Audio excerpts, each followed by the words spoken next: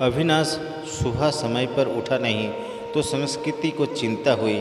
उसने अविनाश को उठाते हुए उसके माथे पर हाथ रखा। माथा तप रहा था। संस्कृति घबरा उठी। अविनाश को तेज बुखार था। 2 दिन से वो खांस भी रहा था। संस्कृति ने कल इसी वजह से उसे ऑफिस जाने से मना कर दिया था, मगर आज तेज बुखार भी था। उसने जल्दी से अविनाश को दवा खिलाकर माथे पर ठंडे पानी की पट्टी रखी। संस्कृति और अविनाश की शादी को अभी ज़्यादा वक्त नहीं गुजरा था। 2 साल ही हुए थे। पिछले साल तक सास ससुर साथ में रहते थे, मगर कोरोना में संस्कृति की जेठानी की मौत हो गई तो सास ससुर बड़े बेटे के पास रहने चले गए। उसके बाद कोरोना का प्रकोप बढ़ता ही गया। पिछले कुछ समय से टीवी चैनल्स पर दिल्ली के अस्पतालों में कोरोना से जूझने वालों की हालत देखकर वह वैसे भी परेशान थी। कहीं वेंटिलेटर नहीं तो कहीं ऑक्सीजन नहीं।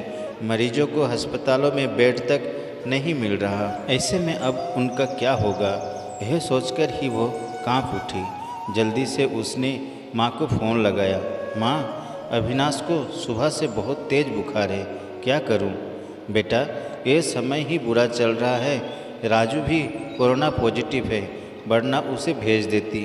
हम खुद उसकी देखभाल में लगे हुए हैं। तू ऐसा कर, जल्दी से डॉक्टर को बुला और दवाएं शुरू कर। हाँ माँ, वो तो करना ही होगा। मेरी सास की भी तबीयत भी सही नहीं चल रही है, वरना जेठ जी को ही बुला लेती। घबरा नहीं बेटी, धैर्य से काम ले, सब ठीक हो जाएगा। माँ ने समझाने का प्रयास किया। संस्कृति ने पति का कोरोना टेस्ट कराया। तब तक फैमिली डॉक्टर से पूछकर दवाई भी देती रही। इस बीच अविनाश की हालत ज़्यादा खराब होने लगी तो वह उसे लेकर अस्पताल भागी। 2 अस्पतालों से निराश लौटने के बाद तीसरे में मुश्किल से बेड का इंतजाम हो सका। सास ससुर और जेठ भी दूसरे शहर में थे, सो मदद के लिए आ नहीं सके। वैसे भी दिल्ली में लॉकडाउन लगा हुआ था। रिश्तेदार चाहकर भी उसकी मदद करने नहीं आ सकते थे। आस पड़ोस वालों ने कोरोना के डर से दरवाजे बंद कर लिए। तब संस्कृति ने अपने दोस्तों को फ़ोन लगाया, पर सब ने बहाने बना दिए। अकेली संस्कृति पति के सेवक में लगी हुई थी। अस्पताल में मरीजों की लंबी कतारों और मौत के तांडव के बीच किसी तरह संस्कृति खुद को बचाते हुए पति के लिए दौड़ भाग करने में लग गई। कभी दवा की पर्ची लेकर भागती तो कभी खाना लेकर, कभी डॉक्टर से गिड़गिड़ाती तो कभी थक हार कर बैठ जाती। उसे कोरोना वार्ड में जाने की इजाज़त नहीं थी। बाहर से रिसेप्शन में बैठकर ही पति के ठीक होने की कामना करती रहती। उस पर पति की तबीयत अच्छी होने के बजाय बिगड़ती जा रही थी। उस दिन भी डॉक्टर ने पर्ची में कई दवाएं जोड़कर लिखी। वो दवाएं लेने गई, मगर जो सबसे ज़रूरी दवा थी वही नहीं मिली। अस्पताल में उसका स्टॉक ख़त्म हो चुका था। अब वो क्या करेगी? बदहवास सी वो अस्पताल के बेंच पर बैठ गई। बगल में ही परेशान सा एक युवक भी बैठा हुआ था। संस्कृति ने उसकी तरफ मुखातिब होकर पूछा, आप बता सकते हैं वह दवा मुझे कहाँ मिलेगी? मैं खुद यहाँ दवा ढूंढ रहा हूँ, आसपास तो मिली नहीं।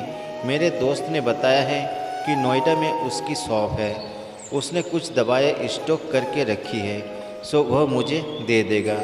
अभी जाने की ही सोच रहा था। पर्ची लाइए, मैं अपने साथ आपके लिए भी दवा ले आता हूँ। तो पता चला कि उसके भाई को भी कहीं और शिफ्ट करने की नौबत आ गई है। आप चिंता ना करो संस्कृति जी, मैं अपने भाइयों को जिस अस्पताल में लेकर जा रहा हूँ, आपके पति को भी वहीं लेकर चलता हूँ। वहाँ वेंटिलेटर की सुविधा है और डॉक्टर्स भी अच्छे हैं। पति ने उसे ढांढस बंधाया और फिर जल्दी ही शिफ्टिंग की सारी व्यवस्था कर दी। शाम में सब निपट गया तो प्रतीक का हाथ पकड़कर रोंदे गले से संस्कृति इतना ही कह सकी, आप नहीं होते तो पता नहीं क्या होता, मैं नहीं होता तो कोई और होता। अच्छे लोगों की मदद के लिए कोई ना कोई आ ही जाता है।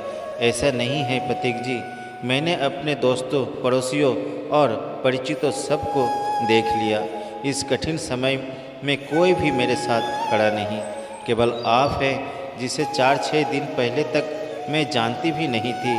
आज लगता है ऐसे आपके बिना रह ही नहीं सकती। उसकी बात सुनकर प्रतीक ने एक अलग ही नज़र से संस्कृति की तरफ देखा और फिर मुस्कुरा कर चला गया। संस्कृति के दिल में अजीब सी बेचैनी होने लगी।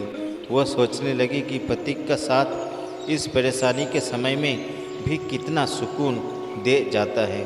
अस्पताल में मरीजों के रिश्तेदारों की भागदौड़ और परेशानियों के बीच भी चंद लम्हे वह केवल प्रतीक के बारे में सोचती रह गई। इसी तरह 2-3 दिन और गुजरे। अविनाश की हालत काफ़ी गंभीर थी। फिर एक दिन सुबह संस्कृति को सूचना मिली कि उसके पति की मृत्यु हो गई है। एक पल में संस्कृति को लगा जैसे वो अधूरी रह गई, उसका सब कुछ छिन गया है। प्रतीक ने जितना हो सका उसे धैर्य बंधाया। कोरोना की वजह से वह पति के सब को घर भी नहीं ला सकती थी। लॉकडाउन लगा हुआ था, घर वालों का आना भी कठिन था।